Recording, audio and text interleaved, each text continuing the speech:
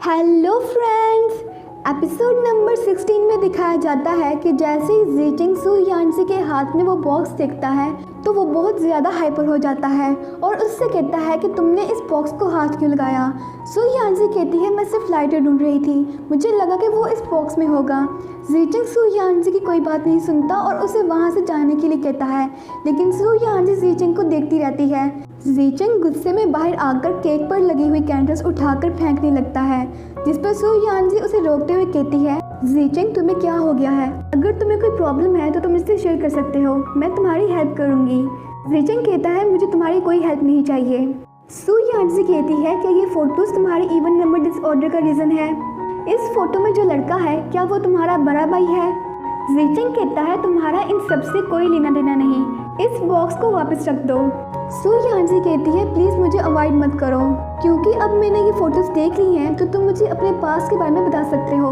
क्या हम दोनों ने एक दूसरे से प्रॉमिस नहीं किया था कि हम दोनों एक दूसरे का ख्याल रखेंगे और एक दूसरे से हर प्रॉब्लम शेयर करेंगे? जीचिंग कहता है मुझे तुम्हारी हेल्प नहीं चाहिए, मैंने 20 साल से इस बोझ को उठाया हुआ है और मैं आगे भी इससे बर्दाश्त कर लूंगा। सू यानसी कहती है अगर तुम इस बोझ को ऐसे ही उठाए रखोगे तो तुम एक दिन मर जाओगे, जिस पर जीचिंग चिल्लाते हुए कहता है ठीक है मुझे मरने दो, जिस पर सू यानसी कुछ देर के लिए डर जाती है और फिर उसके पास आती है और डरते हुए उसे बाजू से पकड़ती है। जीचिंग कहता है ओके तो तुम इन फोटोज के बारे में जानना चाहती हो ना, तो सुनो।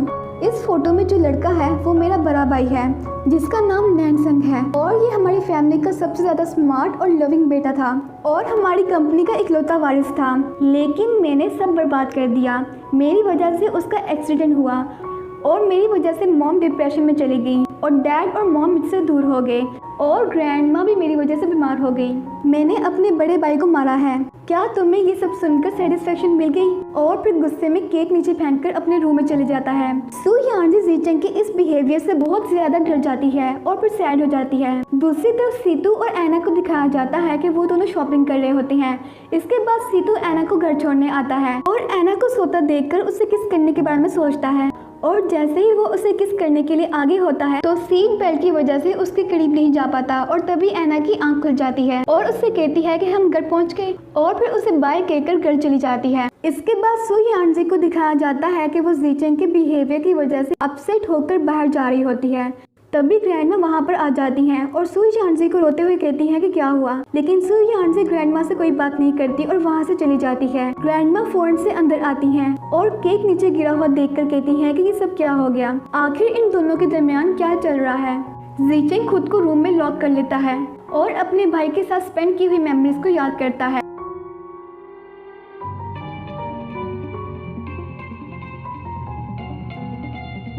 और फिर यहीं पर फ्लैशबैक में दिखाया जाता है कि जीचिंग रोड पर खेल रहा होता है और उसका भाई उससे कहता है कि रोड पर मत खेलो, ये डेंजरस है, लेकिन जीचिंग अपने भाई की कोई बात नहीं सुनता और फिर से खेलने लग जाता है। और इसी दौरान पीछे से एक कार बहुत स्पीड से आ रही होती है और जीचिंग को हिट करने ही वाली होती है कि इतने में उसका भाई जीचिंग को पीछे कर देता है और खुद आगे आ जाता है। जीचिंग अपने भाई को देखकर बहुत ज्यादा रोता है और कहता है कि ये सब मेरी गलती है, मेरी वजह से ये एक्सीडेंट हुआ। इसके बाद सू यानसी को दिखाया जाता है कि वो रोड पर जा रही होती है और बहुत ज्यादा उदास होती है। तभी फू बुजान सू यानसी को देखता है और उसे बुलाता है, लेकिन सू यानसी उसकी कोई आवाज नहीं सुनती और रोड पर चलती रहती है।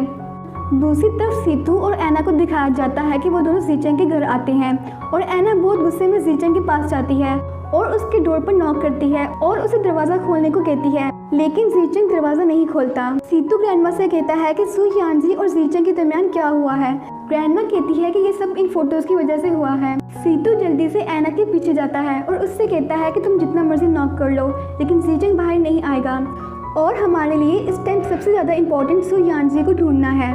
इसके बाद ऐना और सीतू सू यानसी को ढूंढना शुरू कर देते हैं और स्ट्रीट पर लोगों से पूछते भी हैं और कन्वीनियंस स्टोर पर भी पूछते हैं, लेकिन उन्हें कहीं से भी सू यानसी के बारे में पता नहीं चलता। फू बुयान भी सू यानसी को ढूंढ रहा होता है और उसे कॉल करता है, लेकिन सू यानसी किसी का भी फोन नहीं उठाती। इसके बाद सू यानसी को दिखाया जाता है कि वो बीच साइड पर बैठी होती है और बहुत ज़्यादा उदास होती है। तभी उसको उसकी मॉम की कॉल आती है। सू यानसी अपनी मॉम की आवाज़ सुनकर बहुत ज़्यादा इमोशनल हो जाती है और उनसे कहती है कि आप कहाँ पर हैं और कैसी हैं। उसकी मॉम कहती है मैं ठीक हूँ, तुम्हारी सिस्टर अभी कुछ देर के लिए बाहर गई थी तो मैंने साथ वाले पेशेंट से फ़ोन लेकर तुम्हें कॉल कर ली और फिर कहती है कि तुम कैसी हो और कहाँ पर हो। तुम्हारी सिस्टर से मैं तुम्हारे बारे में जितना मर्जी पूछ लूँ लेकिन वो मुझे कुछ नहीं बताती। सू यानजी कहती है मॉम मैं बिल्कुल ठीक हूँ और आप पैसों की फिक्र ना करें, बहुत जल्दी सब कुछ ठीक हो जाएगा और हम फिर से पहले की तरह रहेंगे। उसकी मॉम कहती है तुम रो क्यों रही हो। सू यानजी कहती है कुछ नहीं, बस आपकी आवाज़ सुनकर आंसू आ गए। और फिर कहती है कि आप जल्दी से वापस आ जाएं, मैं आपको बहुत ज़्यादा मिस करती हूँ। अभी सू यानजी बात कर ही रही होती है कि इतने में फ़ोन बंद हो जाता है। फू बुयान भी सू यानजी को ढूंढ रहा होता है लेकिन उसे सू यानजी कहीं भी नहीं मिलती और फिर वो गुस्से में जीचंग को कॉल करता है और उससे कहता है कि तुम्हारे और सू यानजी के दरमियान क्या चल रहा है, वो इतने खराब मौसम में बाहर क्यों आई हुई है, अगर सू यानजी को कुछ भी हुआ तो मैं तुम्हें छोड़ूंगा नहीं। जीचंग ये सब सुनकर बहुत परेशान हो जाता है और फिर फोन बंद करके जल्दी से सू यानजी को कॉल करता है लेकिन सू यानजी फोन नहीं उठाती और फिर वो जल्दी से सू यानजी को ढूंढने जाता है। सू यानजी अपनी मॉम से बात करने के बाद बहुत ज़्यादा इमोशनल हो जाती है। तब भी जीचंग अम्ब्रेला लेकर सू यानजी के पास आता है और फिर उसे अपना कोट पहनाता है और उससे कहता है आई एम सॉरी, मुझे तुमसे इस तरह से बात नहीं करनी चाहिए थी। सू यानजी कहती है इसमें मेरी भी गलती है, मुझे तुम्हें पास्ट के बारे में बताने के लिए फोर्स नहीं करना चाहिए था और ना ही तुम्हारी चीज़ों को हाथ लगाना चाहिए था।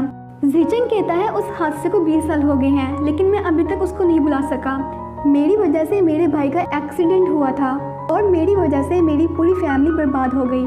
सू यानजी कहती है कि इन सब में तुम्हारी कोई गलती नहीं, वो सिर्फ एक एक्सीडेंट था। जीचंग कहता है मेरे बड़े भाई के जाने के बाद मैं बिल्कुल घर में अकेला रह गया हूँ। सू यानजी कहती है तुम अकेले नहीं हो, तुम्हारे पास ग्रैंडमा है और मैं भी तो हूँ।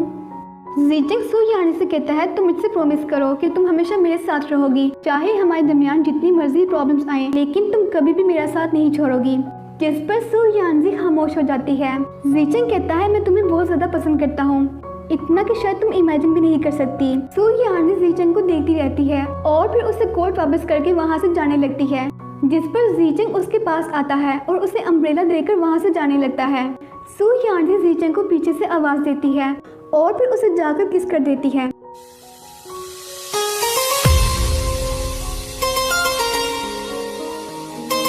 इतने में सीतू और ऐना भी वहाँ पर आ जाते हैं और उन दोनों को किस करता देखकर बहुत ज़्यादा हैरान होते हैं। सीतू कहता है मैं कभी इमेजिन भी नहीं कर सकता कि बॉस इस तरह से बारिश में किस करेंगे, जिस पर ऐना सीतू की तरफ देखती है। सीतू कहता है क्या हुआ। ऐना कहती है तुम्हें क्या लगता है मैं क्या सोच रही हूँ, जिस पर सीतू ऐना को हैरान होकर देखता है। ऐना सीतू को पकड़ के किस कर देती है और फिर इस तरह से दोनों कपल्स एक दूसरे को बहुत पैशनेटली किस करते हैं। फू बुयान सू यानजी और जीचंग को किस करता देखकर बहुत ज़्यादा हैरान हो जाता है।